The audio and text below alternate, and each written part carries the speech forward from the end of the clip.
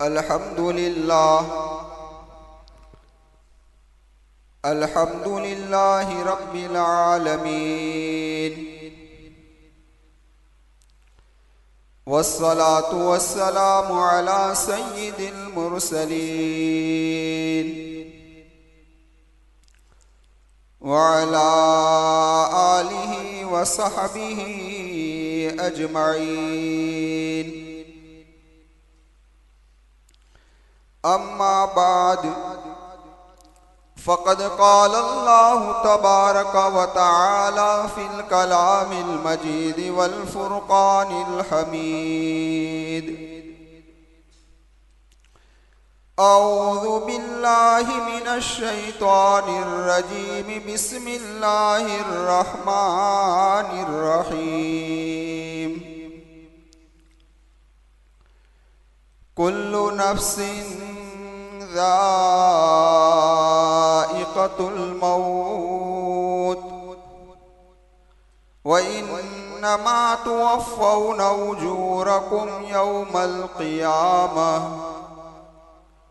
फमन ज़ुहज़िह अनिन नारि व उदख़िलल जन्नत फ़क़द फ़ाज़ वमल हयातुद दुनिया इल्ला मताउल गुरूर।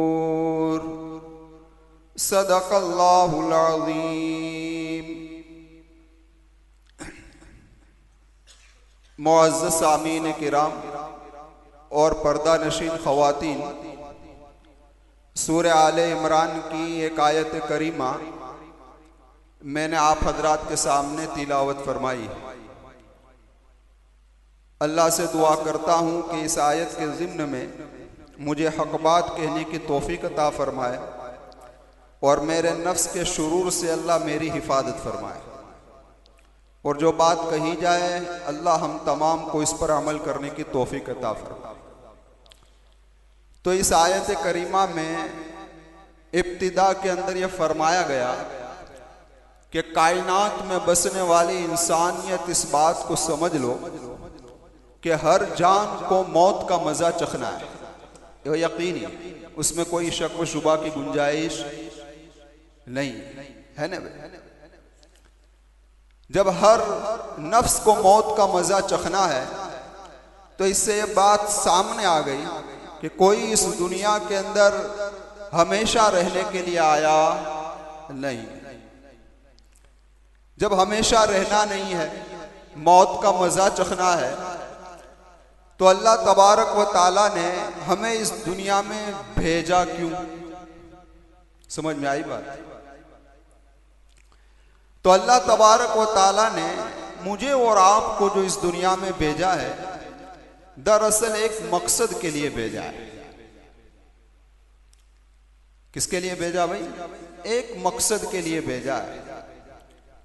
और वह मकसद क्या है? तो कुरान करीम ने एक जगह पर फरमाया, अल्लज़ी खलक़ल मौत वल हयात लियब्लुवकुम अय्युकुम अहसनु अमला। हमने मौत को भी पैदा किया, हमने जिंदगी को भी पैदा किया, ताकि हम आजमाएं कि तुम में से अच्छे अमल कौन करता है। जिंदगी पहले आती है या मौत? हाँ, जिंदगी आती, उसके बाद मौत आती। लेकिन कुरान करीम ने पहले मौत का तस्कीरा किया, फिर जिंदगी का तस्कीरा किया। यह मुझे और आपको समझाने के लिए कि कायनात में बसने वाले इंसानों, समझ लो तुम जिस दुनिया के अंदर जिंदगी गुजार रहे हो, तो ये मत समझना कि तुम हमेशा रहने वाले हो, मौत आने वाली है, उससे गाफिल न हो जाए। और कुरान करीम ने यह नहज कहीं जगहों पर इस्तेमाल किया है, कई जगहों पर, कि जब देखा कि इंसानियत के कदम फिसल सकते हैं, तो वहां अल्लाह तबारक व ताला ने एक चीज जो बाद में आने वाली थी उसको पहले जिक्र कर दिया। जहां हजरत ईसा अलैहिस्सलाम का जिक्र हुआ तो कुरान करीम ने क्या कहा? इज़ क़ाल अल्लाहु या ईसा इन्नी मुतवफ़्फ़ीक व राफ़िउक, है ना। ऐसा हम तुझे मौत भी देंगे अलैहिस्सलाम और आसमान पर उठाएंगे।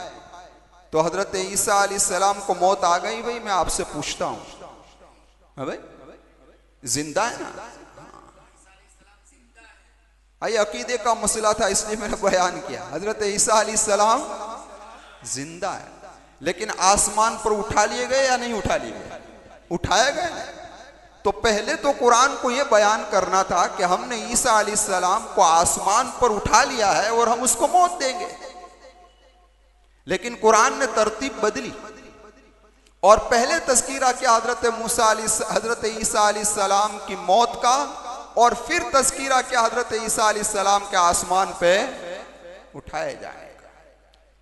यह इस बात की तरफ इशारा था कि जिस तरीके से ईसाइयों का कदम फिसला और वो कहने लगे कि ईसा या तो अल्लाह है या अल्लाह का हिस्सा है, ईसा या तो अल्लाह है या अल्लाह का हिस्सा है, तो कायनात में बसने वाले इंसान ये समझ लो कि मैं ईसा की मौत का तस्कीरा पहले कर रहा हूं और उसके उठाने का तस्कीरा बाद में कर रहा हूं। समझाना यह है कि ईसा जिंदा है और ईसा आसमान से, ईसा अलैहिस्सलाम आसमान से जमीन पर आएंगे और उसके बाद 40 साल तक हुकूमत करेंगे, निकाह करेंगे, औलाद होगी और उसके बाद मौत होगी।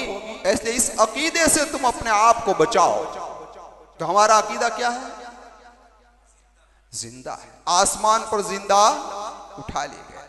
आएगी इनके वक्त मौत का तो अल्लाह तबारक व तआला उन्हें भी क्या देगा भाई? मौत देगा। तो मैं अर्ज ये कर रहा था कि अल्लाह तबारक व तआला ने मुझे और आपको जो कायनात में भेजा है वो हमेशा रहने के लिए नहीं भेजा, एक मकसद के लिए भेजा है। और वो मकसद क्या है कि तुम इस फानी दुनिया के अंदर जिंदगी कैसे गुजारते हो, मेरी रजा वाली जिंदगी गुजारते हो कि मेरी नाराजगी वाली जिंदगी गुजारते हो, मैं ये देखना चाहता हूं। मैं ये इसीलिए आगे फरमाया अब मैं बदला जो दूंगा वो आखिरत में दूंगा। इन्नमा तुवफ़्फ़ौना उजूरकुम यौमल क़ियामह, ये कहाँ मिलेगा? आखिरत में। किस तरीके से मिलेगा? मेरी नाराजगी वाली जिंदगी अगर इख्तियार करके तुम आए हो तो तुम्हें जहन्नम की सूरत के अंदर मैं बदला दूंगा, और मेरी रजा वाली जिंदगी लेकर तुम आए हो तो मैं जन्नत की सूरत के अंदर तुम्हें बदला दूंगा। इसलिए फरमाया फमन ज़ुहज़िहा अनिन नार, जो जहन्नम से दूर किया गया ना, व उदखिलल जन्नत फ़क़द फ़ाज़, और जन्नत में दाखिल कर दिया गया, वो क्या हो गया भाई? कामयाब हो गया। क्या हो गया भाई? कामयाब हो गया। तो अल्लाह ने जब इस दुनिया के अंदर भेजा है तो ये दुनिया की हकीकत क्या है? तो भी कुरान करीम की इस आयत में कह दिया कि वमल हयातुद दुनिया इल्ला मताउल गुरूर, ये तो धोखे की दुनिया है। किसकी है भाई? दुनिया की जिंदगी क्या है? धोखा है और बरतने का सामान। ये मता क्या भाई? मता आज के इस जमाने में समझना हो तो टिश्यू पेपर, जरूरत पड़ी हाथ लूचा फिर कहां डाल दिया, बस यही दुनिया है, उसके अलावा और कुछ दुनिया है नहीं। तो पता चला कि कायनात में आने वाला इंसान इस दुनिया से रुखसत होने वाला है और इस दुनिया से जाने वाला है, तो उसकी रूह निकलने वाली है। इसलिए फरमाया कि दुनिया में कोई हमेशा जीने के लिए नहीं आया, यहां जीना भी है, यहां मरना भी है। रूह मरती नहीं है जब से पैदा हुई है, रूह मरती नहीं है जब से पैदा हुई है, वो हमेशा अब रहने वाली है। मरने का मजा तो चखना है जिस्म को, रूह तो निकल कर कहां चली जाएगी? पर चली। ये नुक्ता समझाया मुझे बुल हसन ने, ये नुक्ता समझाया मुझे बुल हसन ने। रूह मरती नहीं है मर्गे बदन से, बदन के मर जाने से रूह मरा करती नहीं है। तो रूह कहां जाती है भाई? अब जब रूह निकलती है वो रूह चली जाती है तो रूह को लेता कौन है, निकालता कौन है? समझ में आई बात? हाँ, ये भी एक मसला है ना। तो कुरान करीम के 10 मकामात ऐसे हैं कि जिन मकामात पर अल्लाह तबारक व ताला ने रूह के कब्ज करने वाले की निस्बत अलग अलग की तरफ की है। 7 मकामात पर अल्लाह तबारक व ताला ये फरमाते हैं कि रूह को कब्ज करते हैं फरिश्तों की एक जमात फरिश्तों की है, और रूह क्या करती है भाई? कब्ज करती है। उसमें सिर्फ 2 आयत पढ़ता हूं। इन्नल्लज़ीना ततवफ़्फ़ाहुमुल मलाइकतु ज़ालिमी, आ गया मलाइका का जिक्र। मलाइका या बहुवचन है कि एक वचन? हत्ता इज़ा जाअ अहदकुमुल मौतु तवफ़्फ़तहु रुसुलुना, ये रसूल से भी यहां कौन मुराद है? फरिश्ते। और ये रसूल भी बहुवचन है कि एक वचन? तो इनसे पता ये चला कि रूह कब्ज कौन करता है? कौन? फरिश्तों की जमात करती है। कुरान करीम में 2 मकामात ऐसे हैं जिससे पता ये चलता है कि रूह खुद अल्लाह तबारक व ताला कब्ज करते हैं। अल्लाहु यतवफ़्फ़ल अनफुस हीन मौतिहा, अल्लाह रूह कब्ज करता है। वल्लाहु खलक़कुम सुम्मा यतवफ़्फ़ाकुम, इससे भी पता चलता है कि रूह कौन कब्ज करता है? अल्लाह कब्ज करते हैं। एक जगह से पता यह चलता है कि रूह तो मलकुल मौत कब्ज करती है। कुल यतवफ़्फ़ाकुम मलकुल मौतिल्लज़ी, जिससे क्या पता चला? तो मसला हो गया, मसला हुआ या नहीं हुआ कि रूह कब्ज कौन करता है? फरिश्ते करते हैं, अल्लाह करता है, क्या मलकुल मौत कौन करता है? आप जवाब दो। हाँ भाई, कौन करता है? लेकिन कुर्बान जाए उलमाए किराम के इल्म पर कि इन लोगों ने तहकीक कर कर कर हमें सिर्फ गुलदस्ता हाथ में दे दिया। हम तो नाकिल है, क्या है भाई? नाकिल है। इन लोगों ने पूरा गुलदस्ता तहकीक कर कर कर हमारे हाथ में दे दिया और खुलासा निकाल कर क्या कर दिया? पेश कर दिया। अल्लाह तबारक व ताला उनकी कब्रों को नूर से मुनव्वर करे, इनके दर्जात को बुलंद करे, आला इल्लीन में इनको मकाम अता फरमाए। और जो उलमाए किराम अभी भी तहकीक में लगे हुए हैं, अल्लाह उनके इल्म में बरकत अता फरमाए। हाँ, तो आप समझो कि रूह कब्ज किस तरीके से होती है। रूह जो कब्ज होती है ना, सबसे पहले अल्लाह तबारक व ताला जिस बंदे को इस दुनिया से उठाना चाहता है तो अल्लाह हुक्म देता है मलकुल मौत को कि फुला बंदे को उठाने का है। समझे? हाँ। अब उसके बाद मलकुल मौत फरिश्तों की एक जमात को लेकर चलते हैं। कहां चलते हैं? फरिश्तों की जमात को लेकर उस आदमी के पास पहुंचते हैं। फिर ये फरिश्तों की जो जमात होती है ना, वो इंसान की रूह को कब्ज करना शुरू करते हैं। बदन की हर हर रग से रूह को खींचते हैं, हर हर रग से। इसलिए आपने देखा होगा कि मरने वाले के सबसे पहले कदम ठंडे होते हैं। पैर क्या होता है? हाँ, वहां से ठंडक शुरू होती है। पता चला यहां से रूह का खींचना क्या हुआ। और यह काम कौन अंजाम देता है? अब जरा अंदाजा लगाओ कि फरिश्तों की पूरी जमात रूह को कब्ज कर रही है, वो आलम कैसा होगा। इसीलिए तो मेरे महबूब ने कहा, अल्लाहुम्मा इन्नी अऊज़ु बिका मिन गमरातिल मौत व सकरातिल मौत, है ना? क्या कहा? लेकिन यहां बात रोकता हूं, मुझे याद दिला देना, ठीक है? हाँ। लेकिन कुछ बंदे ऐसे हैं कि जिनकी रूह निकल जाती है तो ऐसा लगता है कि जैसे चूटू ने काटा। समझ में आई बात? हाँ, जैसा कि तिरमिज़ी शरीफ की रिवायत हजरत अबू हुरैरा रज़ियल्लाहु ताला अन्हु फरमाते हैं। वो हजरत अबू हुरैरा है, खैबर के मौके पर तो मुसलमान हुए। हाँ, खैबर के मौके पर तो मुसलमान हुए। गज़वा खैबर सन हिजरी 8 में। कब? 8। और सन हिजरी 11 में मोहम्मद रसूलुल्लाह इस दुनिया से 3 साल, कितने 3 साल। लेकिन उलमा से पूछो सबसे ज्यादा रिवायत किनसे मनकूल है? अबू हुरैरा। पता चला इल्म आता है चिपक जाने से, इल्म आता है चिपक जाने से, पड़े रहने से।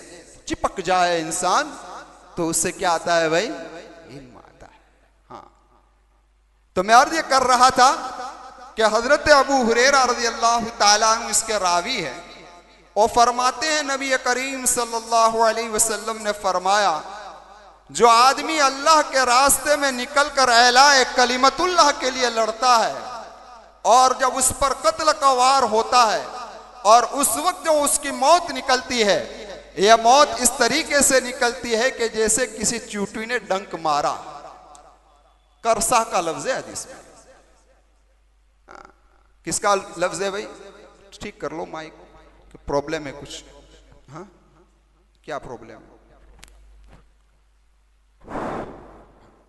जैसे किसी, करीब रखो, बहुत नजदीक हो जाए, ठीक चलेगा? जैसे किसी चींटी ने डंक मारा, या दूसरा तर्जमा है चुटकी का, कि जैसे चुटकी जिसको हमारी जुबान में चिटला कहते हैं, तो कितना दर्द होता है, उससे ज्यादा होता। कर लो, सही कर लो। हाँ, ठीक है, तकदीर अल्लाह का फैसला। तो मैं अर्ज कर रहा था आपसे कि जिस तरीके से चुटकी का असर होता है जिस्म पर, या जिस तरीके से एक चींटी के काटने का असर होता है, बस इतनी तकलीफ अल्लाह के रास्ते में शहीद होने वाले को मौत के वक्त पहुंचती है, उससे ज्यादा पहुंचती। जब यह हदीस बयान की गई तो एतराज किया कि यह कैसे हो सकता है? हाँ, मैदान जंग में तलवारों के वार लग रहे हो, एक के ऊपर एक वार हो रहा हो, और ये कहा जा रहा है हदीस के अंदर के चींटी के काटने जितनी तकलीफ होती है समझ में बात आती, लेकिन जिनको आए ना आए वो उनका मसला है। हमें तो मोहम्मद रसूलुल्लाह की बात पर क्या है? यकीन है ना, यकीन है हमारा। इसलिए हजरत अक़दस मुफ्ती सईद साहब पालनपुरी नव्वरल्लाहु मरकदहू फरमाते हैं कि हर बात अकल से समझी नहीं जाती, तजर्बे से समझी जाती है। हर बात के लिए दलाइल अकली की जरूरत नहीं है, तजर्बे से समझी जाती है। हयातुस सहाबा उठाओ, बहुत सारे सहाबा के वाकयात ऐसे मिलेंगे कि मैदान जंग के अंदर उनके हाथ कट गए और हाथ जो लटक रहा था तो पैरों से दबाकर अलग कर दिया, लेकिन मैदान जंग छोड़ा जब इनको कोई तकलीफ नहीं होती होगी, उसी वक्त किया होगा ना। समझ में आई बात? तो एक तो ये जवाब दिया है। दूसरा जवाब जो उलमा ने दिया है कि एतराज किस बात का? ओ मुनकिरीन हदीस, आओ हम तुम्हें कुरान से साबित करके बताते हैं। किससे साबित करते हैं? जब मिस्र की औरत हजरत यूसुफ अलैहिस्सलाम के दीदार चेहरा अनवर को देखकर अपनी उंगलियां काट डाले और उनको तकलीफ का एहसास न हो, तो यूसुफ अलैहिस्सलाम तो इस फानी दुनिया में आए थे और इस फानी दुनिया में एक मखलूक ने एक मखलूक को देखा। लेकिन आइए मोहम्मद रसूलुल्लाह की हदीस उठाइए, मेरा आका फरमाता है शहीद की मौत से पहले जन्नत में उसका ठिकाना दिखा दिया जाता है। दिखा दिया जाता है, नहीं दिखाया? हाँ। तो ये दुनिया की तकलीफ क्या महसूस होगी जिसकी नजरों के सामने पर्दे उठ चुके हो, जिसकी नजरों के सामने जन्नत सामने आ चुकी हो, जिसकी नजरों के सामने हूर इन नजर आ रही हो, वो नूरी मखलूक के दीदार में मश्क हो गया हो, इसी मस्ती में खोया हुआ हो। इनकी तलवारें, इनके नेज़े क्या लग सकते हैं इनको? यही तो वजह थी कि सहाबा ने शहादत के मौके पर यह कहा कि फुस्तु व रब्बिल काबा, काबा के रब की कसम में कामयाब हो गया, कब कहा? बीर मऊना के मौके पर जब्बार बिन सलमा भी मुसलमान नहीं हुए थे, फरमाया बीर मऊना के मौके पर आमीन बिन फुहैरा रज़ी अल्लाह ताला अन्हु, ये आजाद करदा गुलाम हजरत अबू बकर सिद्दीक रज़ी अल्लाह ताला अन्हु के यही आमिर इब्न फुहैरा है जो मोहम्मदुर रसूलुल्लाह सल्लल्लाहु अलैहि वसल्लम के साथ सफर हिजरत में मौजूद थे। अबू बकर थे, गुलाम अबू बकर का, खुद भी अबू बकर की। मेरे आका हिजरत का सफर कर कर मदीनतुल मुनव्वरा जा रहे हैं, आमिर बिन फुहैरा भी साथ के अंदर है। यही आमिर बिन फुहैरा रज़ी अल्लाह ताला अन्हु बीर मऊना के मौके पर दुश्मन इस्लाम के सामने लड़ रहे हैं। जब्बार बिन सलमा फरमाते हैं, जब मैंने नेजा मारा, मेरा नेजा आमिर बिन फुहैरा को इस कदर लगा कि आमिर बिन फुहैरा की रूह कब्ज हो गई। लेकिन क्या बताऊं, उस मौके पर भी उसकी जुबान पर यह कलीमा था, फुज़तु वल्लाह, अल्लाह की कसम में कामयाब हो गया। मैं उसका कलीमा सुन कर दंग हो गया कि कैसा आदमी है जिसने अपने जान को तो खो दिया, अपनी बीवी को बेवा कर दिया, अपने बच्चों को यतीम कर दिया, अपने माँ बाप का सहारा टूट गया, उसका घर वीरान हो गया, और ये कह रहा है कि फुज़तु अल्लाह, अल्लाह की कसम में कामयाब हो गया। लेकिन कुर्बान जाए आमिर बिन फुहैरा तेरे कलाम पर, तेरा दिल से एक कलाम निकला, ऐसा कलाम निकला कि जब्बार बिन सलमा के दिल की दुनिया बदल गई। कहने लगा ला इलाहा इल्लल्लाह, इस्लाम कबूल कर लिया जब्बार बिन सलमा ने, सिर्फ इसी कलीमे पर। कि कैसे है, जान जा रही कहें फुज़तु व रब्बिल। तो मैं अर्ज कर रहा था, बाज वो लोग भी हैं कि जिनकी रूह अल्लाह तबारक व ताला इस तरीके से आसानी से कबूल खींचते हैं। लेकिन मैंने आप हजरात के सामने ये बात रखी थी कि रूह को कब्ज करने की निस्बत कुरान करीम की इन 10 आयात करीमा में 3 के तरफ निस्बत की गई है, एक अल्लाह की तरफ, एक मलकुल मौत की तरफ, और एक फरिश्तों की जमात की तरफ। अब यह मसला हमें समझना है कि माजरा क्या है। अल्लाह तबारक व ताला हुक्म करते हैं, मलकुल मौत जमात फरिश्तों की लेकर आ रहे हैं, फरिश्ते रूह को खींचते हैं, पैरों से खींचना शुरू करते हैं, यहां तक के हलक तक पहुंचा देते हैं। कहां तक पहुंचाते हैं? हलक तक। समझ में आई बात? फिर हलक पर जब पहुंचती है ना रूह, तो उस वक्त हजरत इज़राइल अलैहिस्सलाम कब्ज कर लेते हैं। समझ गए मसला? अब बताओ कि रूह कब्ज करने का हुक्म किसने दिया? अल्लाह। अल्लाह ने दिया ना। हाँ। हम कहते हैं कि यह मस्जिद तो कि मरहूम हाजी अब्दुल लतीफ सेठ ने बनाई, अल्लाह उनको गरीक रहमत फरमाए, है ना? तो क्या हाजी साहब खुद बनाने आए थे? बनाई तो किसी और ने, लेकिन निस्बत किसकी तरफ की गई? हाजी साहब की तरफ।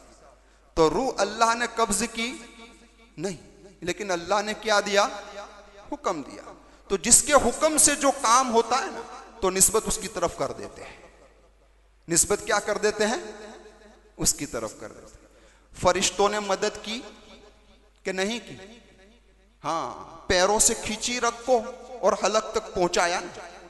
तो आप जरा देखें, मर्डर करने वाला एक आदमी होता है, लेकिन उसकी मदद में दूसरे आदमी भी होते हैं।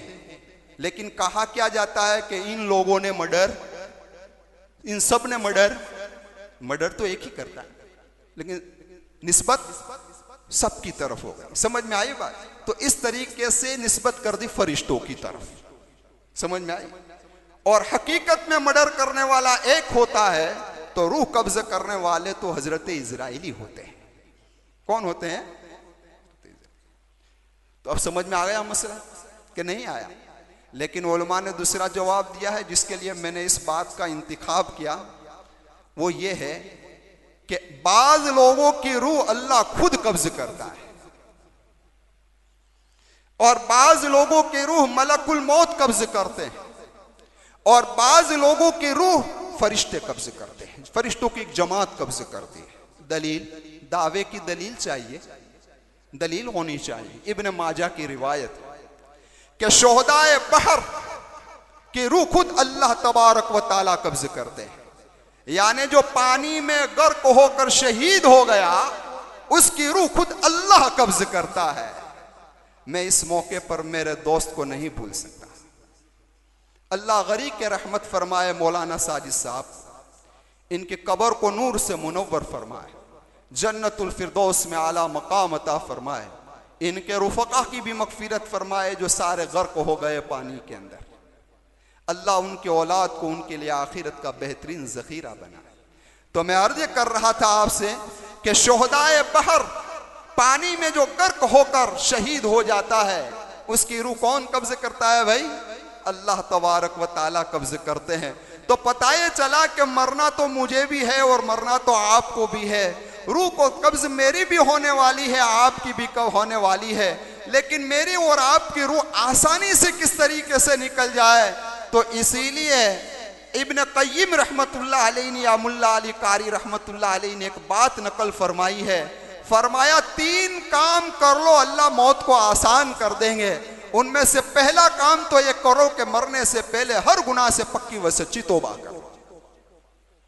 हर गुनाह से पक्की व सच्ची, चाहे उसका ताल्लुक हुकूकुल्लाह से हो, चाहे उसका ताल्लुक हुकूकुल इबाद से हो, पक्की व सच्ची तौबा कर लो। जब तुम पक्की व सच्ची तौबा करोगे और तुम्हारी मौत का वक्त आएगा तो फरिश्तों की जमात जब आएगी तो कहेगी ला तखाफू, डर मत, तेरे गुनाह अल्लाह ने माफ कर दिए। वला तहज़नू, गम भी मत खा, तेरे गुनाहों की वजह से अल्लाह ने तेरे अमाल ज़ाये नहीं किए हैं। वअबशिरू बिल जन्नह, जन्नत में दाखिल हो जा। एक काम तो ये करना है। दूसरा काम ये करना है कि अमाल में रग़बत और अमाल की तरफ आना है। और तीसरा काम ये करना है कि अल्लाह ने जो ताकत हमें अता फरमाई है तो अल्लाह की इताअत के अंदर उस ताकत को लगाना है। लगाएंगे इंशाअल्लाह। हाँ, तो ये 3 काम करेंगे तो इंशाअल्लाह हमारी मौत क्या हो जाएगी? आसान हो जाएगी। तो ये मौत की तैयारी है। किसकी तैयारी है भाई? तो अब आइए आगे बढ़ते हैं। कुल्लु नफ्सिन ज़ाइक़तुल मौत व इन्नमा तुवफ़्फ़ौना उजूरकुम यौमल क़ियामह। अब दुनिया के अंदर तुमने जो कुछ भी काम किए हैं उसका अज्र क़यामत के मैदान में मिलेगा। समझ कहाँ मिलेगा?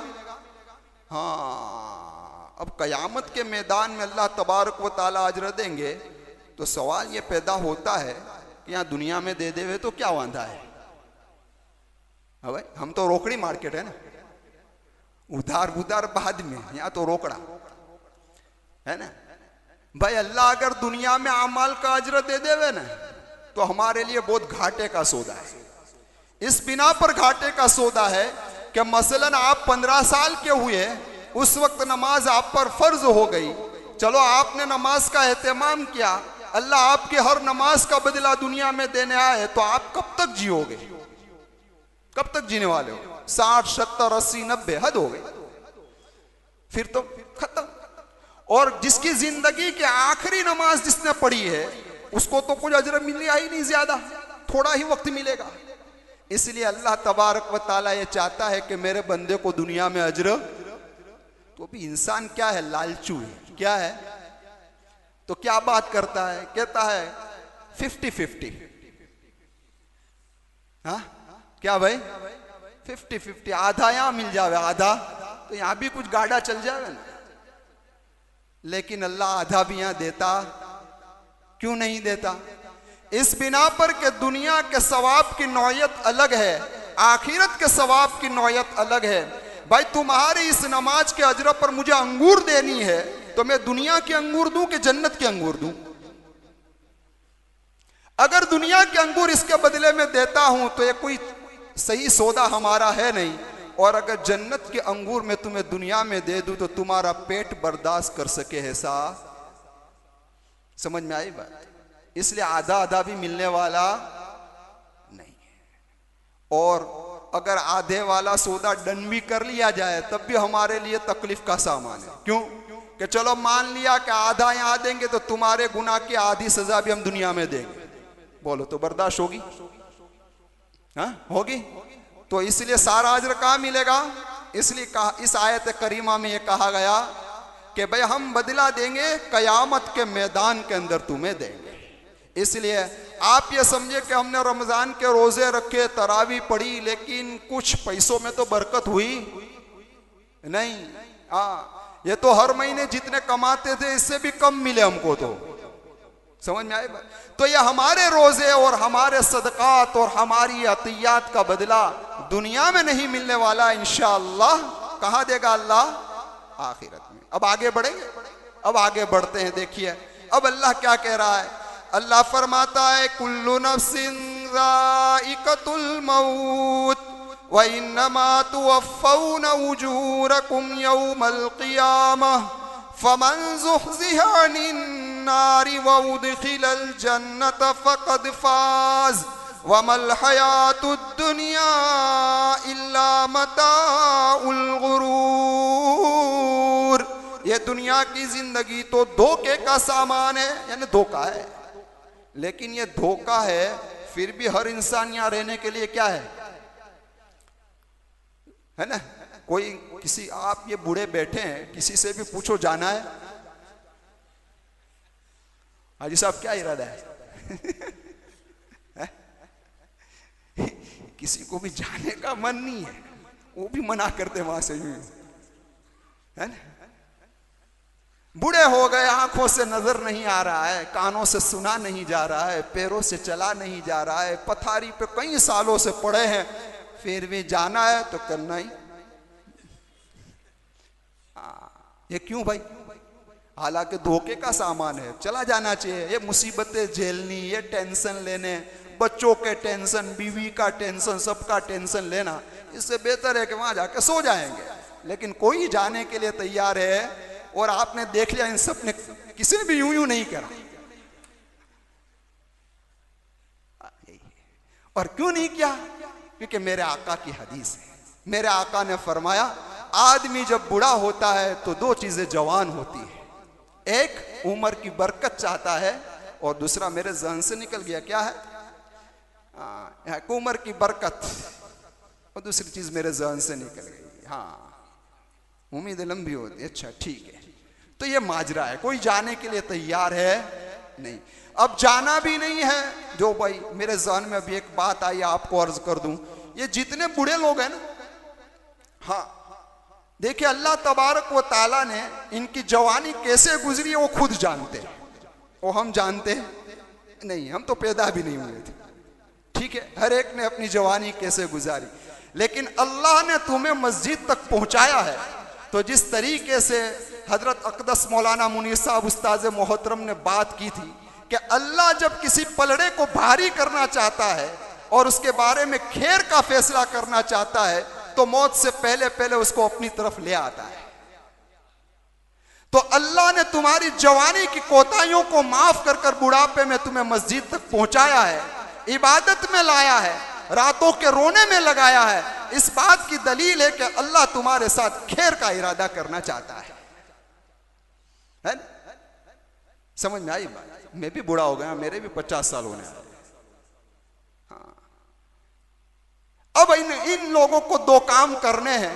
एक तो अल्लाह का शुक्र अदा करना है कि अल्लाह तेरा शुक्र है कि मौत से पहले पहले आपने तेरी चौखट पर लाके खड़ा कर दिया, और दूसरा काम यह करना है कि अल्लाह से दुआ करनी है कि अल्लाह उस पर इस्तिकामत अता फरमाना और मौत उसी हालत में अता फरमाना।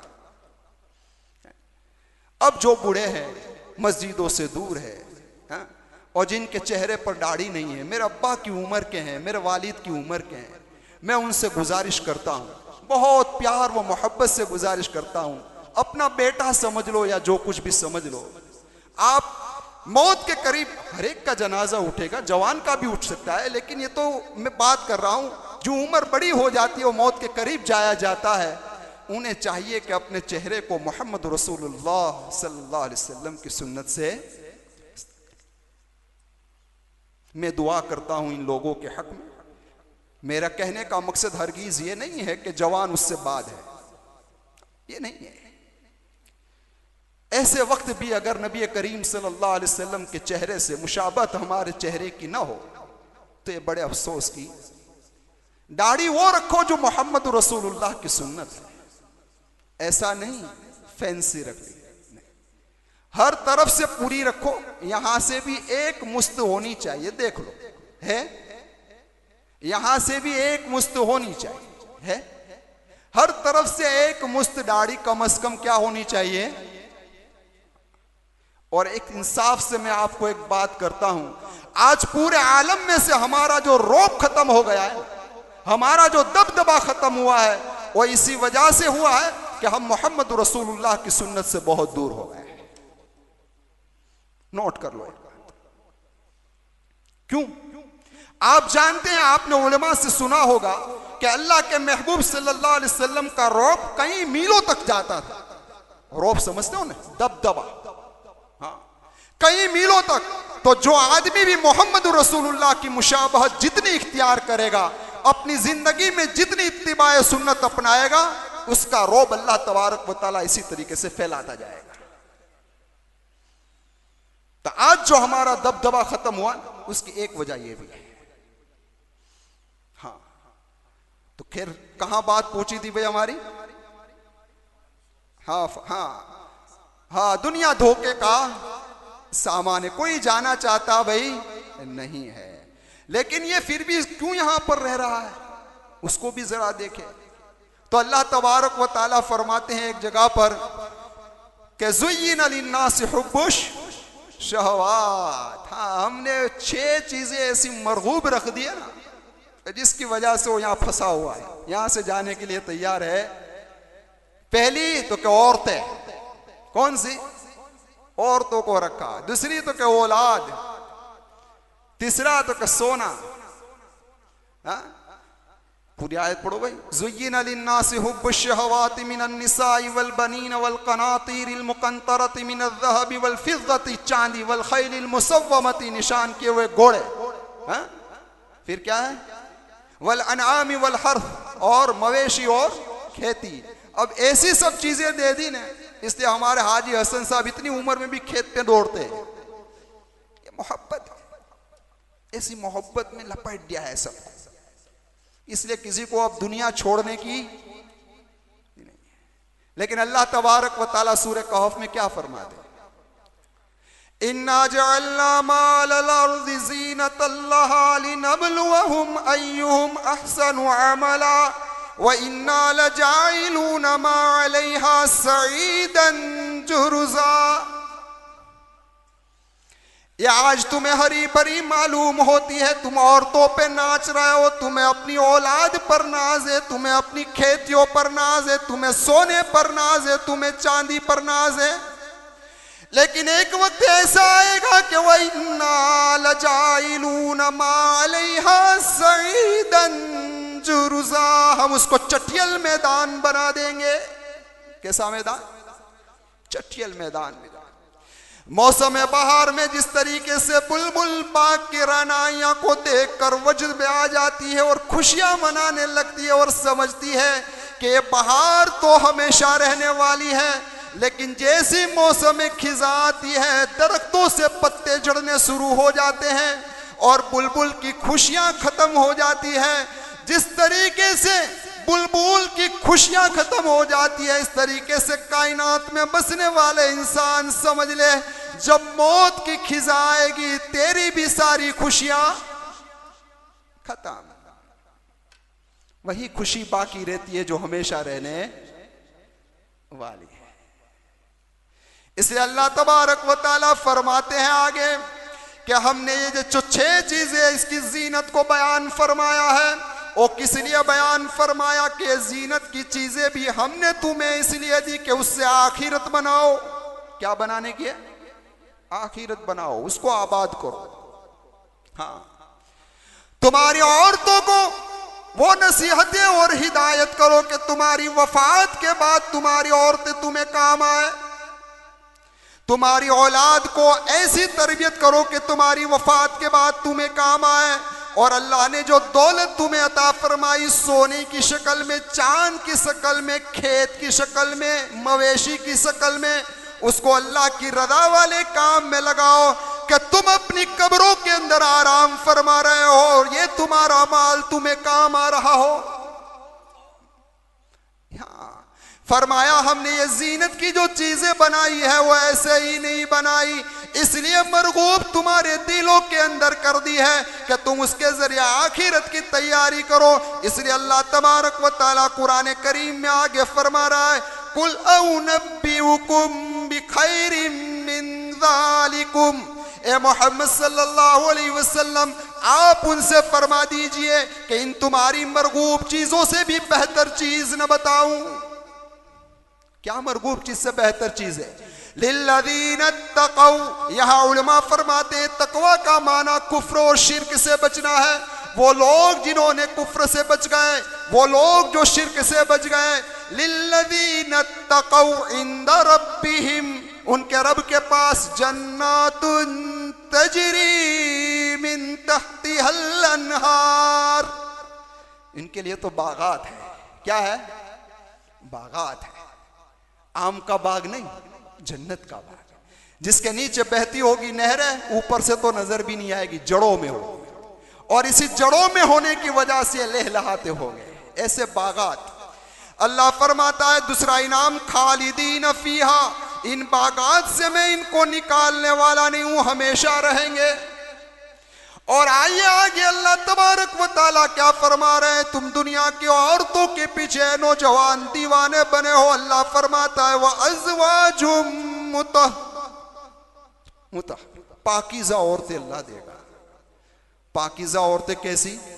कि जिसको हैज नहीं आएगा, जिसको निफास नहीं आएगा। समझ में आई बात?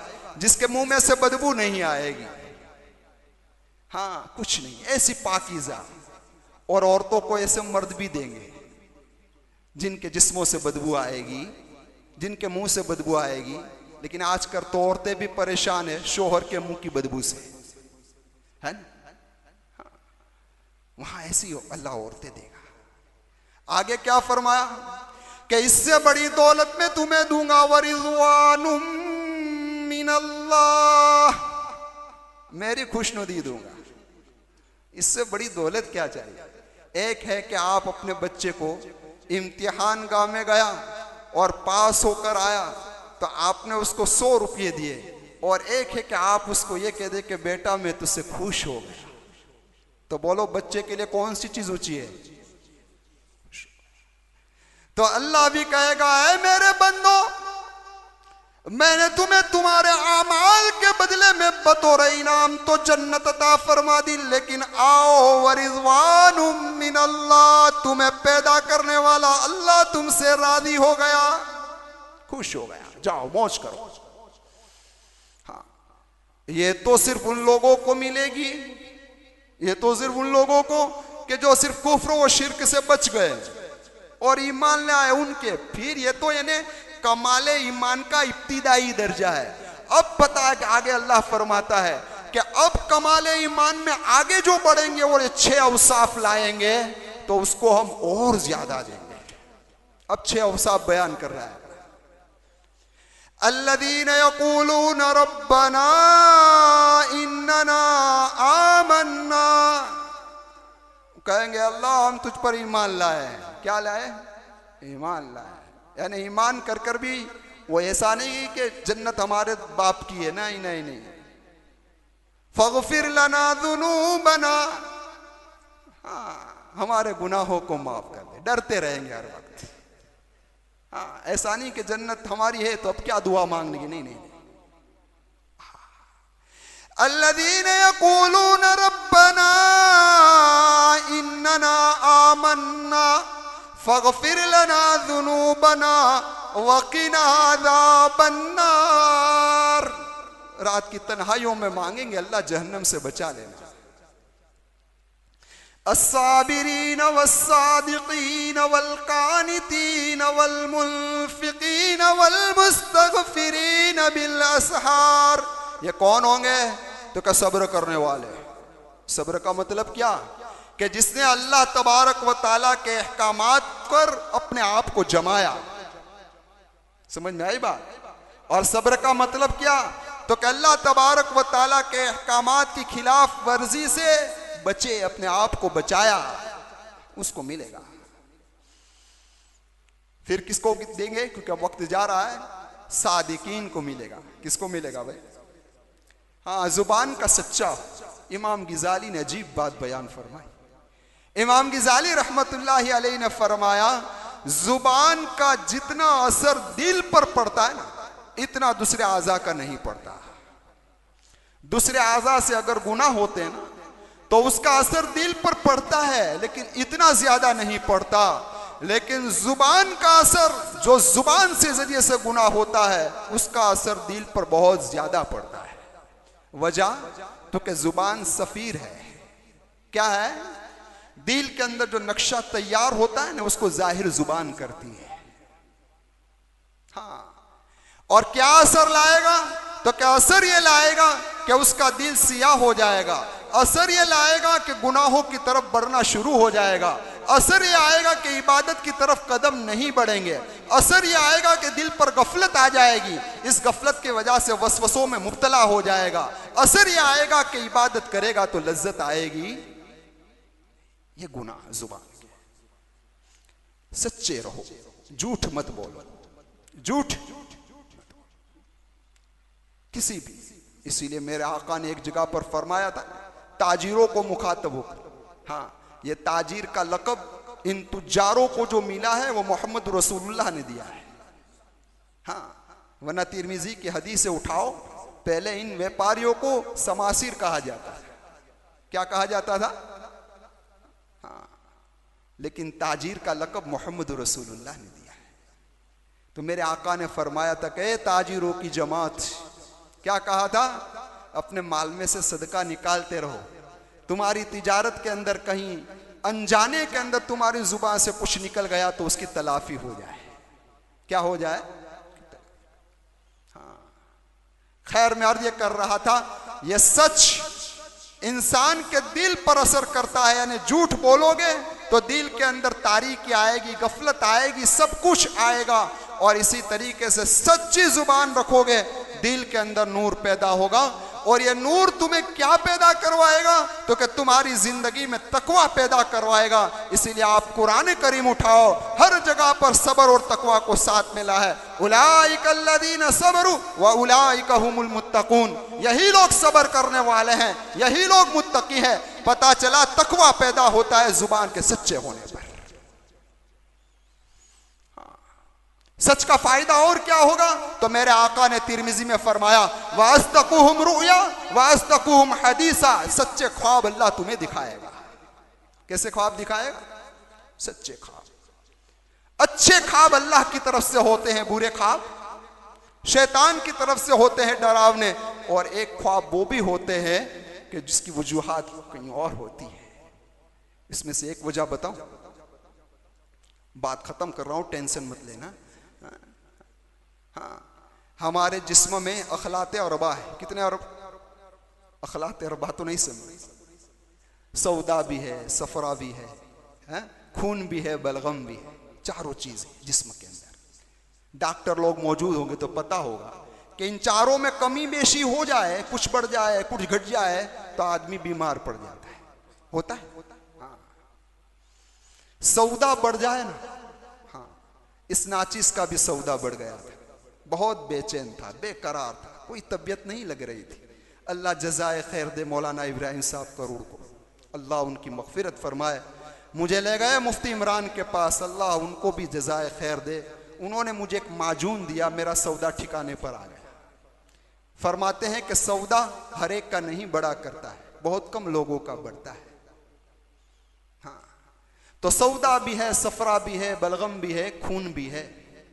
उसमें जब ज्यादती और कमी होती है तो आदमी बीमार पड़ता है। लेकिन लिखा है हुक्मा ने कि जब सौदा बढ़ता है ना, तो ख्वाब के अंदर सब काली चीजें नजर आती है। और फरमाया जब पेट की रतूबत बढ़ती है ना, तो आदमी को जो ख्वाब आता है ना, वो ऐसे ख्वाब आता है कि वो हवा में उड़ रहा है। किसमें उड़ रहा है? हवा में। हजरत अक़दस मुफ्ती महमूद हसन साहब गंगोई रहमतुल्लाहि अलैहि फरमाते हैं कि हजरत रायपुरी रहमतुल्लाहि अलैहि के पास एक शख्स आया और कहने लगा, हजरत मुझे ख्वाब आया कि मैं हवा में उड़ रहा हूं। तो हजरत तो खामोश हो गए। तो उसने दूसरी मर्तबा का, हजरत ख्वाब में देख रहा हूं कि मैं हवा में उड़ रहा हूं। हजरत खामोश हो गए, वो ये समझ रहा कोई मैंने करिश्मा। तीसरी मर्तबा कहा कि हजरत ख्वाब देख रहा हूं कि हवा में उड़ रहा हूं। तो हजरत रायपुरी रहमतुल्लाह अलैह ने कहा इसको इसबगुल पिला दो। क्या पिला दो? इसबगुल पिला दो, अभी उसके ख्वाब बंद हो जाए। तो कहने का मकसद मेरा ये है कि कभी ख्वाब बदन के अंदर आगे पीछे होने से भी तो ऐसा मत समझना कि मैं वली हो गया हूं। समझ में आई? हाँ, खैर, तो मैं अर्ज कर रहा था अल्लाह तबारक व ताला सच्चों को सच्चे ख्वाब दिखाता है। आगे क्या फरमाया, शॉर्टकट करते जावे ना, क्योंकि आज वक्त की पाबंदी नहीं थी तो मुझे भी मजा आ गया। अस्साबिरीन वस्सादिकीन वलकानितीन, इताअत गुजार, इसको छोड़ो साइड। वलमुनफकीन, इस पर कुछ कहना है, अल्लाह के रास्ते में खर्च करने वाले। शाह वलीउल्लाह मुहद्दिस दहलवी रहमतुल्लाहि अलैह फरमाते हैं कि बुख्ल जो है वो इंसान की फितरत में है। किसमें है? हाँ, तबीयत में ये बुख्ल है, वो निकल नहीं सकता। वो निकल सकता, लाख कोशिश करो बुख्ल निकलेगा। हाँ, अब है बुख्ल, उसका सबूत तो क्या हम बैलेंस करते हैं ना? सबके पास बैलेंस तो है कि नहीं है? सब बैलेंस वाले हैं। हाँ, वरना बुख्ल ना हो तो आदमी बैलेंस करे। बैलेंस करना इस बात की अलामत है कि इसके अंदर क्या है भाई? बुख्ल है। तो फरमाया कि बुख्ल ये इंसान की तबीयत के अंदर है, ये तो निकल सकता नहीं है, लेकिन इसकी इस्लाह जरूरी है।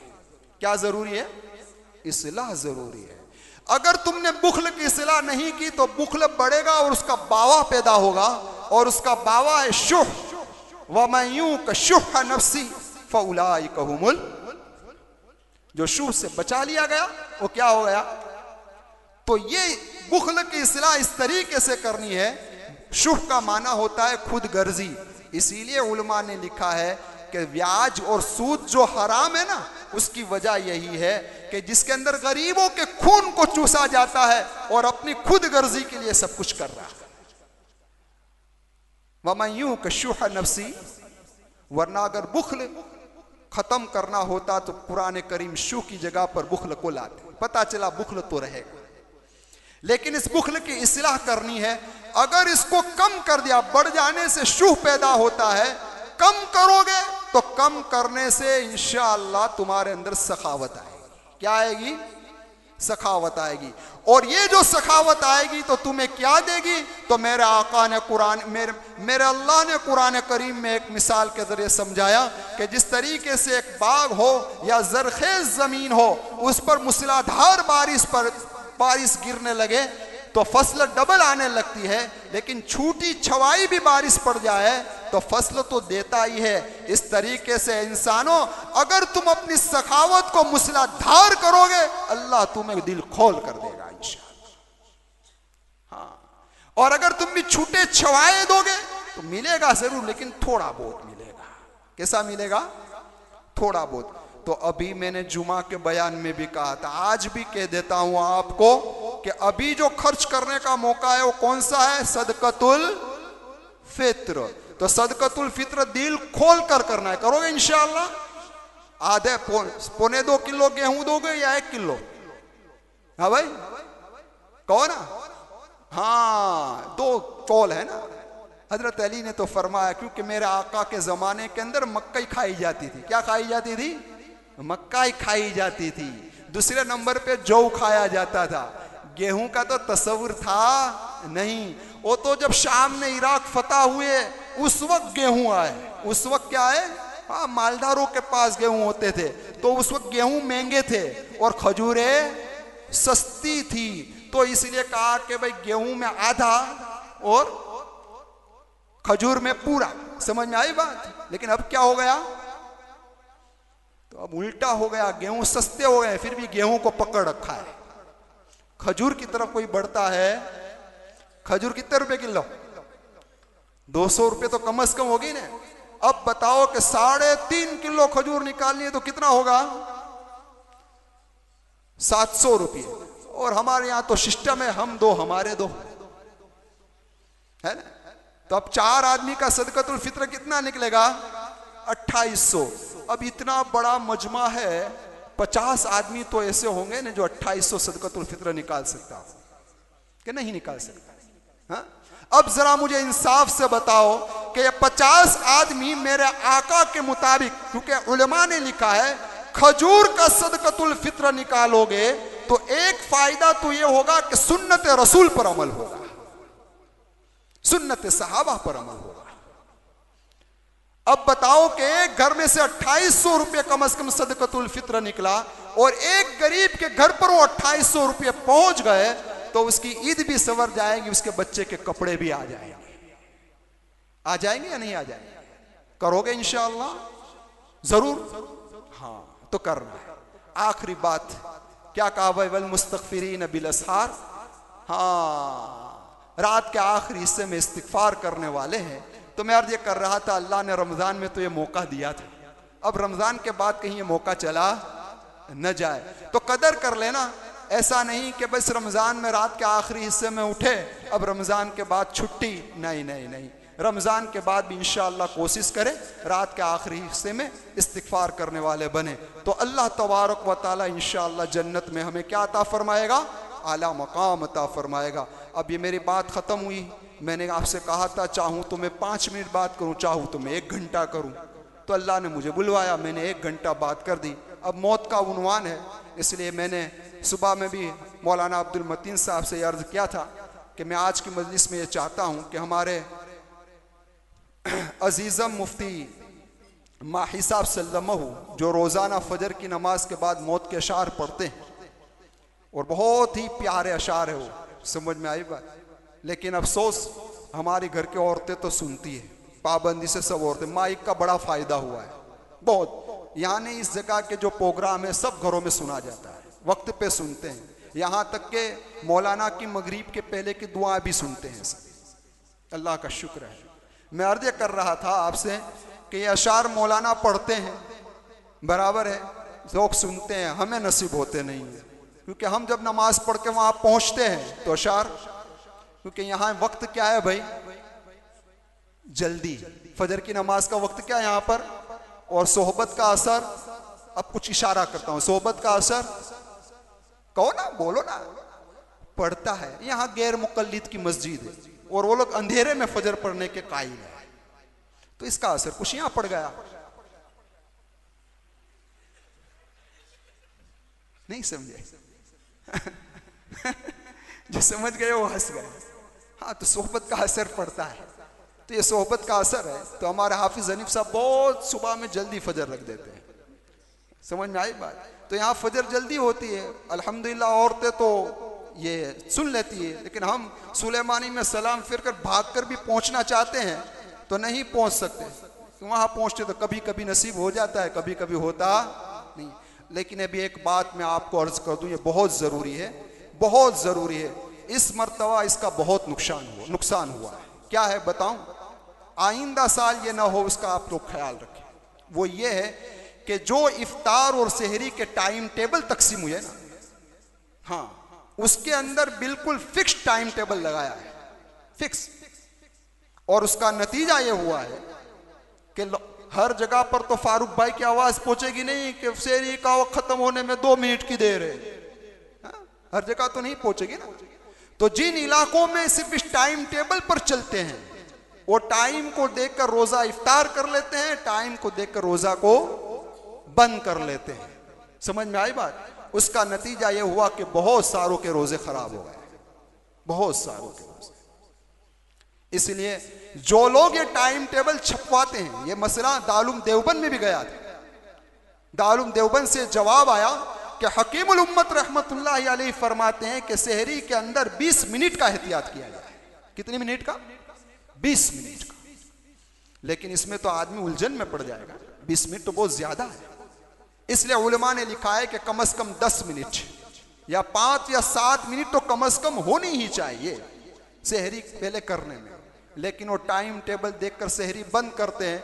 मैं आपसे पूछता हूं कि हमारे जेब की 2 घड़ी टाइम पर नहीं है, 2 दीवार की घड़ी टाइम पर नहीं है, तो आपके पास कौन सा फिक्स टाइम है कि आपने ऐलान कर दिया? तो उससे बहुत सारों के रोजे खराब होते हैं। और दलील क्या देते हैं कि मेरे महबूब ने फरमाया कि इफ्तारी में देर करो, इफ्तारी में जल्दी करो और सहरी में ताखीर करो। हदीस का यह मतलब नहीं है, हरगिज मतलब नहीं है, हरगिज नहीं है। मुहक्किकीन से पूछो इस हदीस का मतलब क्या है। इसलिए मेरी आपसे गुजारिश है, ये साल तो जो हो गया वो हो गया, आइंदा साल ये गलती ना हो। जो लोग ग्राफिक्स वाले हैं उनसे भी मेरी गुजारिश है कि आप अपने पास ये टाइम रखें जो हमारी जंतरी का टाइम है, और सहरी का वक्त इससे 10 मिनट पहले बंद करवाइए और इफ्तारी में 5 मिनट ताखिर करवाइए, ताकि हमारा रोज़ा क्या हो जाए, सही हो जाए। तो खैर ये बात तो ज़िम्नन आ गई। मौलाना माही साहब इंशाअल्लाह अभी वो अशार पढ़ेंगे और उसके बाद इंशाअल्लाह मुफ्ती साहब की दुआ होगी, क्योंकि मुफ्ती साहब मोतकीफ़ है, मुफ्ती साहब मोतकीफ़ है। और आप जानते हैं कि एहतिकाफ में बैठने वाले की दुआ ज़्यादा कबूल होती है। बात दरअसल ये है कि वो सुबह में भी दुआ करवाते हैं, मगरिब में भी दुआ करवाते हैं, दोपहर में भी दुआ करवाते हैं, तो फरिश्ते भी जानते हैं कि पहचानी हुई आवाज़ है। समझे? बहुत मजबूत दलील है ना, मेरी तायद भी हो गई कि मेरी दलील मजबूत है कि ये पहचानी हुई आवाज़ है, तो फौरन दरवाज़ा क्या हो जाएगा, खुल जाएगा। तो इंशाअल्लाह अल्लाह ये मौलाना अजीज़ुल हसन मजज़ूब रहमतुल्लाहि अलैह, अजीज़ुल हसन मजज़ूब रहमतुल्लाहि अलैह, जो अल्लामा थानवी के अजल खुलफा हैं, अहले दिल के अशार में भी बहुत तासीर होती है। किस दर्द से इन्होंने लिखा होगा कि एक एक शेर ऐसा महसूस होता है कि मौत की याद दिल में ताज़ा करके दिल को नरम कर देता। और दिल आज हमारे पत्थर जैसे हो गए, इसलिए हमें बड़ी बड़ी नसीहत की बातें नहीं समझ में आती, दिल में उतरती नहीं है।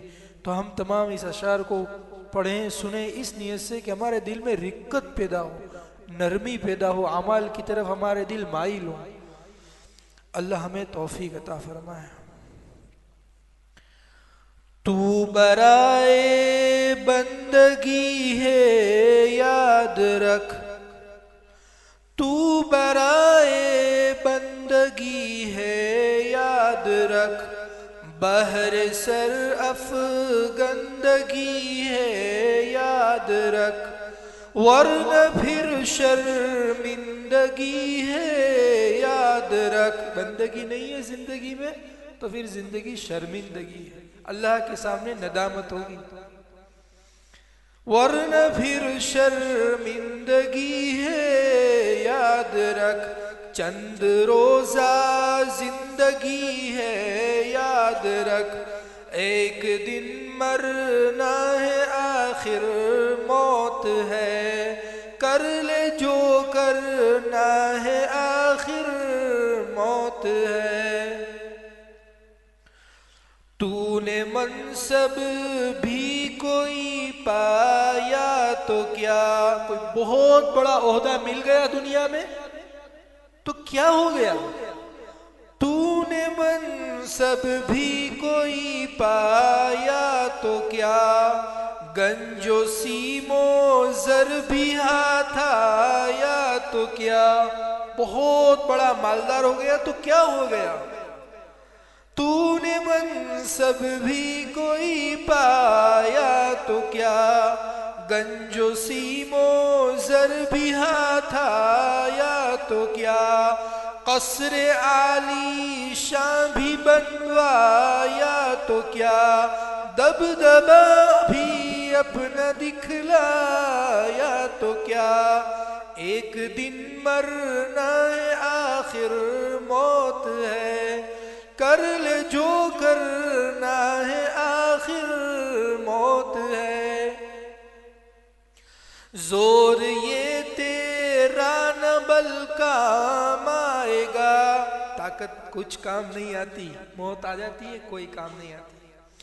जोर ये तेरा न बल काम आएगा, और न ये तूले अमल काम आएगा। लंबी लंबी उम्मीदें, 10-10 सालों के प्रोग्राम। जोर ये तेरा न बल काम आएगा, और न ये तूले अमल काम आएगा। कुछ न हंगामे अजल काम आएगा, अच्छा अमल काम आएगा, नेक अमल काम आएगा भाई। एक दिन मरना है आखिर मौत है, कर ले जो करना है आखिर मौत है। कैसे कैसे घर उजाड़े मौत ने, कैसे कैसे घर उजाड़े मौत ने, खेल कितनों के बिगाड़े मौत ने। पील तन क्या क्या पछाड़े मौत ने, लंबे चौड़े कदावर आदमी, हट्टे कट्टे आदमी, पील तन क्या क्या पछाड़े मौत ने। सर्व कद कब्रों में गाड़े मौत ने, एक दिन मरना है आखिर मौत है, कर ले जो करना है आखिर मौत है।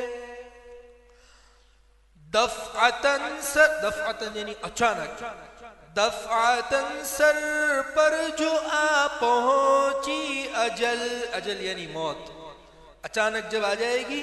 दफ़अतन सर पर जो आ पहुंची अजल, फिर कहाँ तू और कहाँ ये दारुल अमल।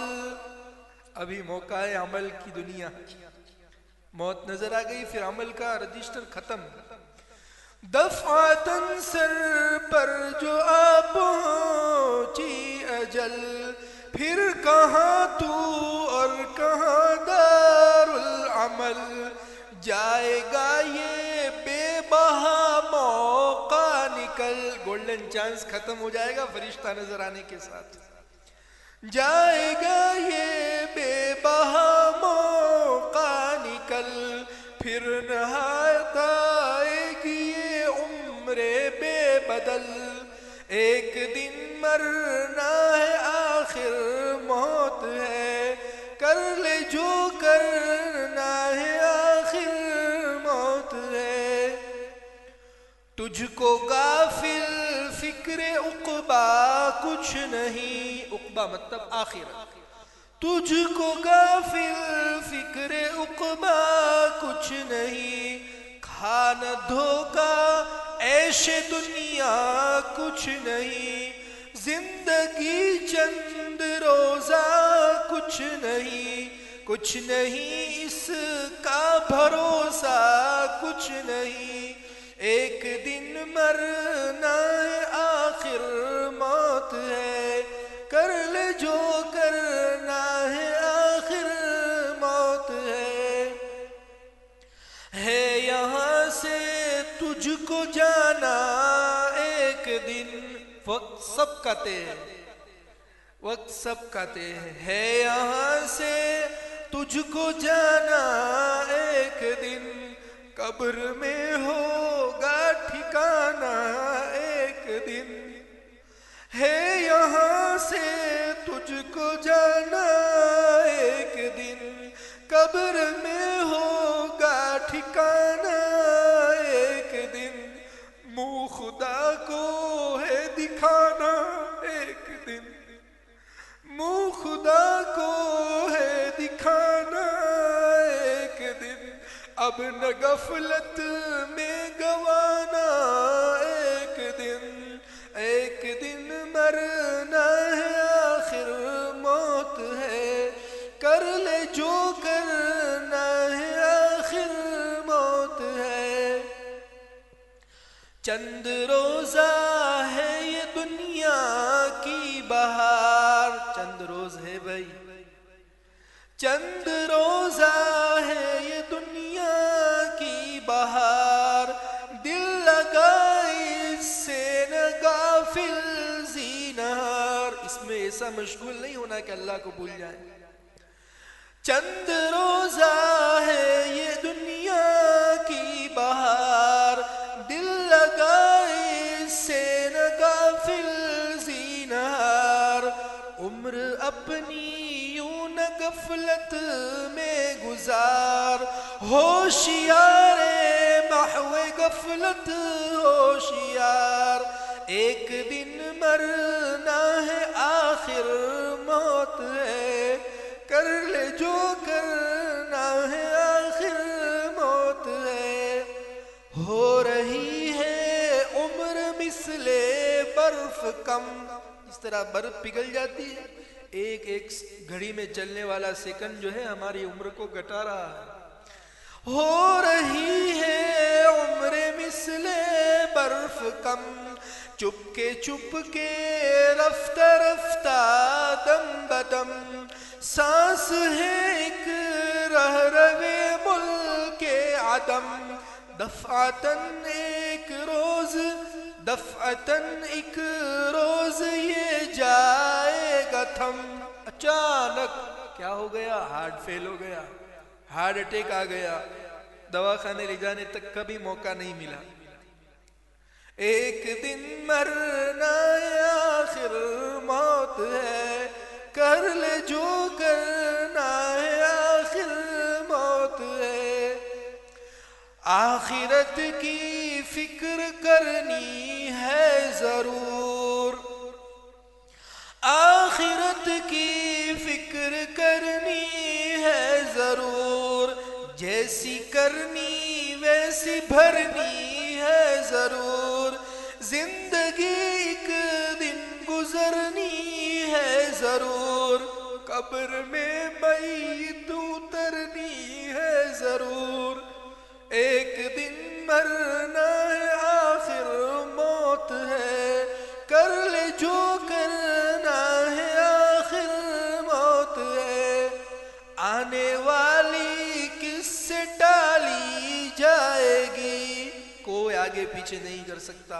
एक सेकंड न बादशाह के लिए वक्त हो सकता है न फकीर के लिए। मौत ये नहीं देखती कि बादशाह है, मुल्क का मालिक है।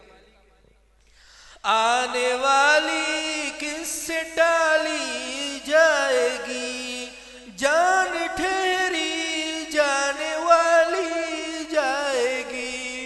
रूह रग रग से निकाली जाएगी, तुझ पे एक दिन खाक डाली जाएगी। लोग कह देंगे मिन्हा खलकनाकुम व फीहा नुईदुकुम व मिन्हा नुखरिजुकुम तारतन उखरा। हाथ झटकेंगे चले आए। रूह रग रग से निकाली जाएगी, तुझ पे एक दिन खाक डाली जाएगी। एक दिन मरना है आखिर मौत है, कर ले जो करना है आखिर मौत है। सरकशी ज़ेरे फलक ज़ेबा नहीं, अल्लाह की जमीन पर बगावत उसी रब से ठीक नहीं। उसी की जमीन, उसी के आसमान, उसी के आसमान के नीचे रहकर उसी को आंखें दिखाना। सरकशी ज़ेरे फलक ज़ेबा नहीं, देख जाना है तुझे ज़ेरे ज़मीन। अरे यहाँ अकड़ के चल रहे, इसी जमीन के नीचे जाला जाना। सरकशी ज़ेरे फलक ज़ेबा नहीं, देख जाना है तुझे ज़ेरे ज़मीन। जब तुझे मरना है एक दिन बिल यकीन, छोड़ फिक्रे ईवां कर फिक्रे दी। एक दिन मरना है आखिर मौत है, कर ले जो करना है आखिर मौत है। आगे फरमाते हैं, हम समझते हैं क्या हो गया, मरेंगे जन्नत में चले जाएंगे। बहरे गफलत ये तेरी हस्ती नहीं, जिंदगी तो गफलत में गुजर रही है और उम्मीद है हम क्या लगा के बैठे हैं जन्नत में चले जाएंगे। और नमाजें नहीं जिंदगी में, अल्लाह के अहकाम नहीं, गफलत के साथ हमारी जिंदगी गुजर रही है। तो फरमाते हैं बहरे गफलत ये तेरी हस्ती नहीं, देख जन्नत इस कदर गज्जा वाले तो टूटे हुए मकान में भी नमाज न छोड़ें, भूख और प्यास में भी रोजे न छोड़ें, और हम सारी नेमतें खाकर अल्लाह की नाफरमानी करके उम्मीद रख के जन्नत में तो यूं ही चले जाएंगे।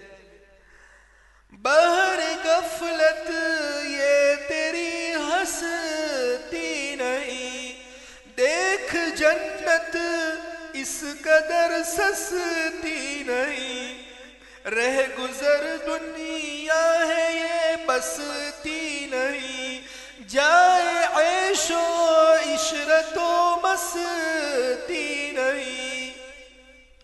इंजॉय की जगह नहीं, जैसे काफिर लोग कहते हैं एक बार जिंदगी मिली है कर लो जैसे इंजॉय करना हो। रसूल करीम सल्लल्लाहु अलैहि वसल्लम फरमाते हैं अला इन्न सिलअतल्लाहि गालियतुन, अल्लाह का सौदा बहुत महंगा है। अला इन्न सिलअतल्लाहि अल जन्ना, अल्लाह का सौदा जन्नत है, महंगा सौदा है। एक दिन मरना है आखिर मौत है, कर ले जो करना है आखिर मौत है, ऐश कर गाफिल तू आराम कर, माल हासिल कर न पैदा नाम कर। माल और ओहदे के चक्कर ही में आदमी अल्लाह को भूल कर पड़ा रहे, नहीं। ऐश कर गाफिल तू आराम कर, माल हासिल कर न पैदा नाम कर, याद हक दुनिया में सुबह शाम कर, जिस लिए आया है तू वो काम कर। इबादत के लिए आया, जिस लिए आया है तू वो काम कर, एक दिन मरना है आखिर मौत है, कर ले जो करना है आखिर मौत है।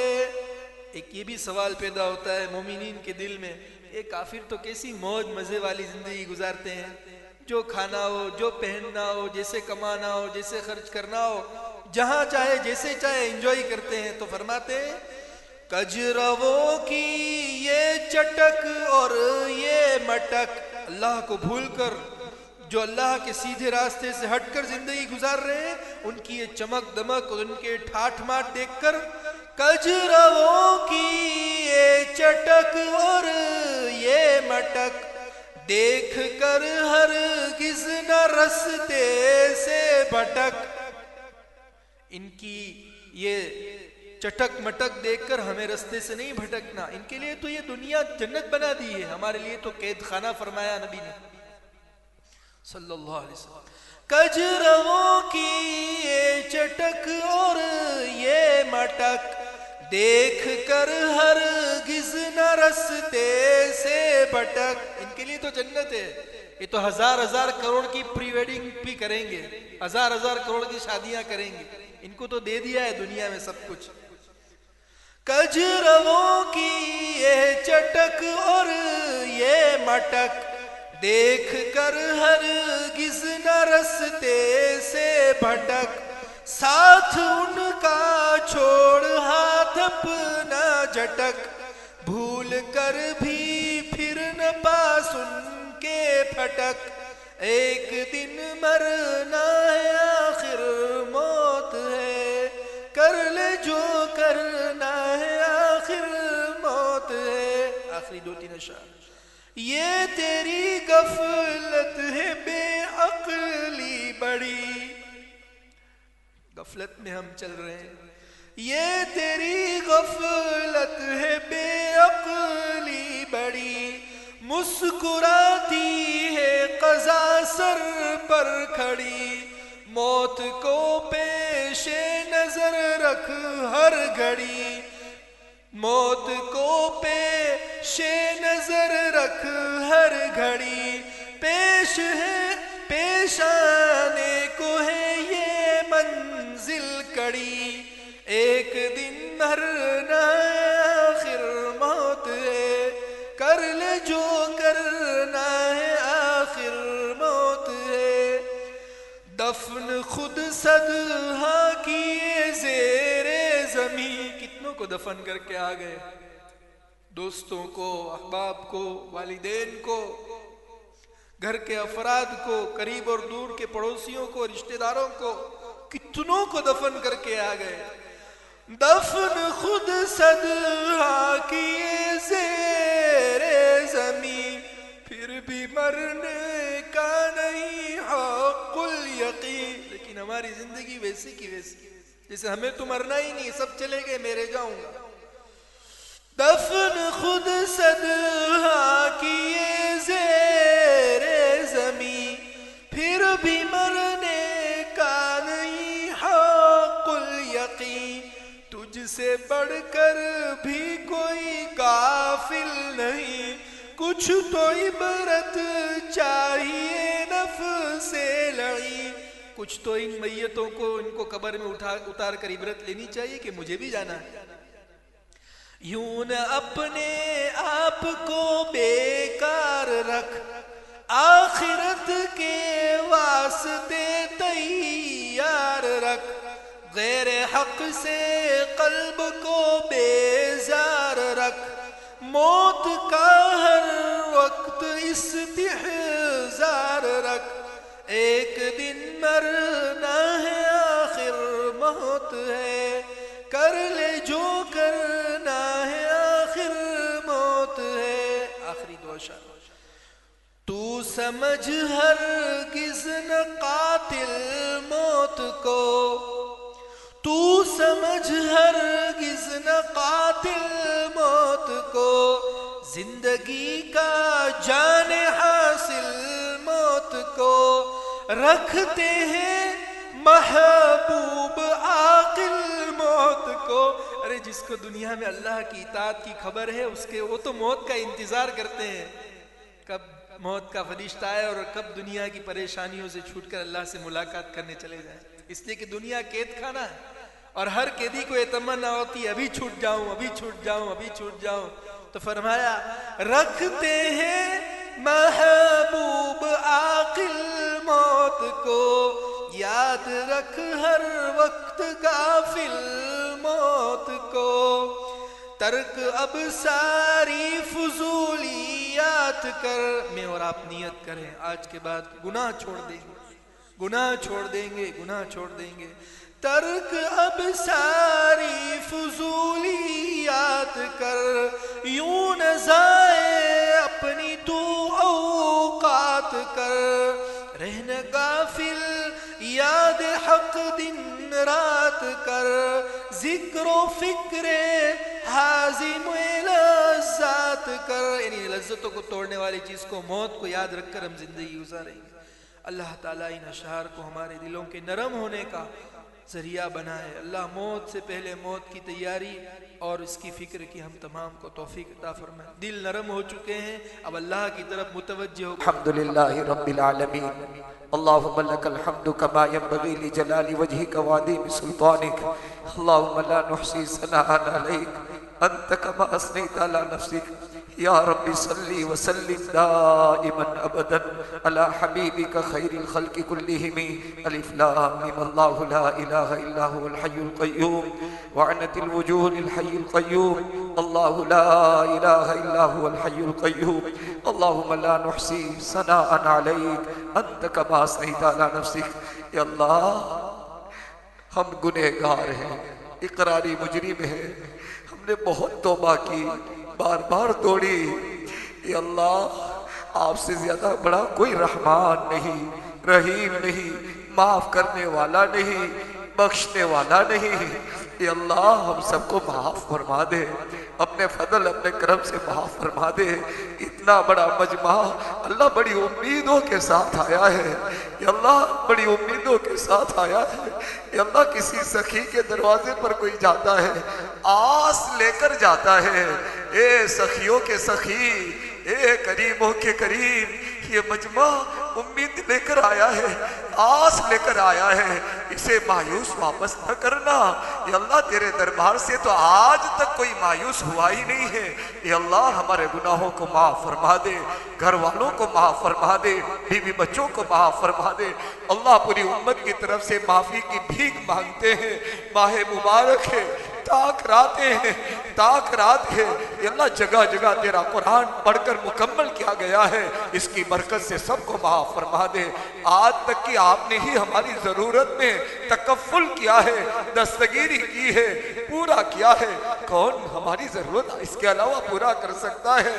ए करीम, माँ की गोद में आपने हमारी दूध की गिज़ा चलाई, माँ के पेट में रिस्क पहुंचाया, जमीन पर आप ही खिला पिला रहे हैं। मेरे मौला, किसी का मोहताज न करना, किसी का दस्ते नगर न करना। तेरे सामने हमेशा हम फकीर बनकर, गदागर बनकर, झोली फैलाकर मांगते हैं। तू दिया करता है, तू देता रहेगा। ए अल्लाह, मजबूरी वाली, बेबसी बेकसी वाली जिंदगी से बचा लेना। ए अल्लाह, बहुत बड़ा मजमा हमारा पिछले दिनों में हमारे साथ था। ए अल्लाह, आज कब्रिस्तान के अंधेरे में, मनोमन मिट्टी में हमारी माँ, हमारे अम्मा, हमारी भाई बहन, हमारे रिश्तेदार, करीब और दूर वाले अल्लाह सो गए। एक दिन हमें सुला दिया जाएगा। अल्लाह, मट्टी झाड़कर जुबान हाल से ये आने वाले यूं कहेंगे, जाओ तुम जानो तुम्हारा अमल जाने, तुम्हें तो तुम्हारा जवाब देना, तुमने क्या जिंदगी गुजारी, तुम्हारा रब तुमसे पूछेगा। हाँ मेरा अल्लाह, हाँ मेरे अल्लाह, तो हमसे ही पूछेगा। हम आपको जवाब देने के लायक नहीं है। अल्लाह, हमारी जिंदगी तो छुपाने के लायक है। ये सत्तारी करने वाले अल्लाह, मौत पर भी सत्तारी कर लेना। ये अल्लाह, कयामत के मैदान में सत्तारी के मामले का अल्लाह मामला कर लेना, सत्तारी में माफ फरमा देना। छुपाने के लायक जिंदगी थी, आज तक छुपाई है। ये अल्लाह, मौत और मौत के बाद भी छुपा लेना। ये अल्लाह, मौत और मौत के बाद भी आसानी का मामला कर लेना। ये अल्लाह, हमारे सगाइर कबाइर, जाने अनजाने, अंधेरे उजाले, चलवते खलवते, सफर हजर, सब खुली किताब की तरह तेरे सामने है।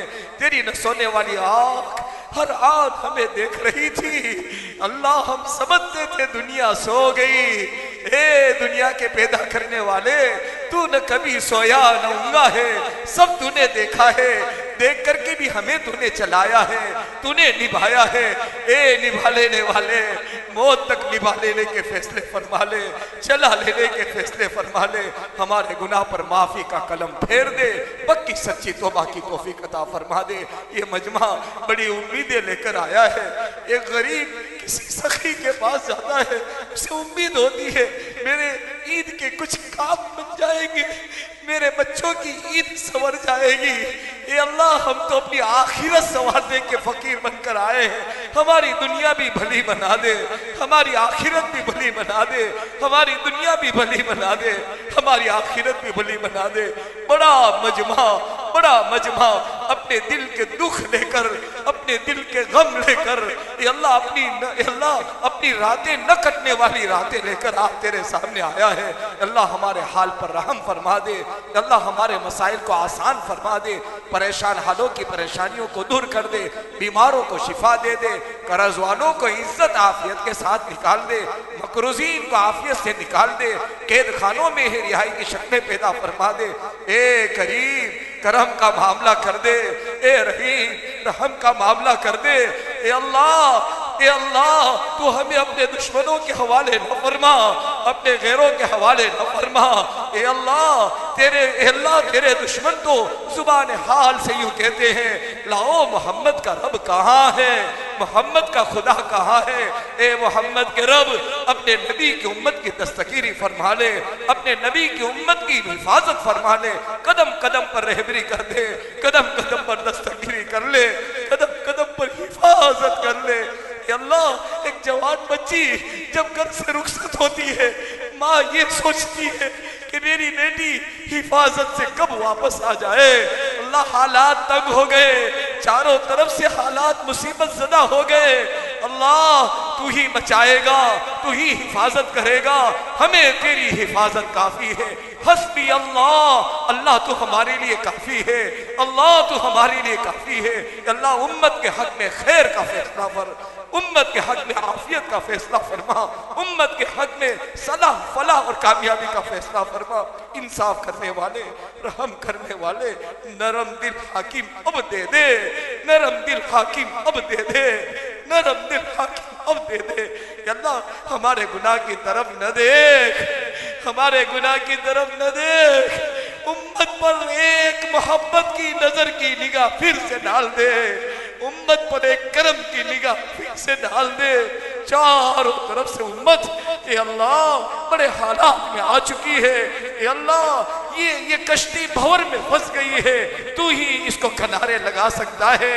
ए अल्लाह बदर में आपने, अहद में आपने, खंदक में आपने आपके साहबा की मदद की थी। हमारे पास कोई अबू बकर उमर नहीं, उस्मान अली नहीं। ए मेरे अल्लाह इस फित्रों के जमाने में एक तेरा नाम हमारे लिए सहारा है, एक तेरा नाम हमारे लिए आसरा है।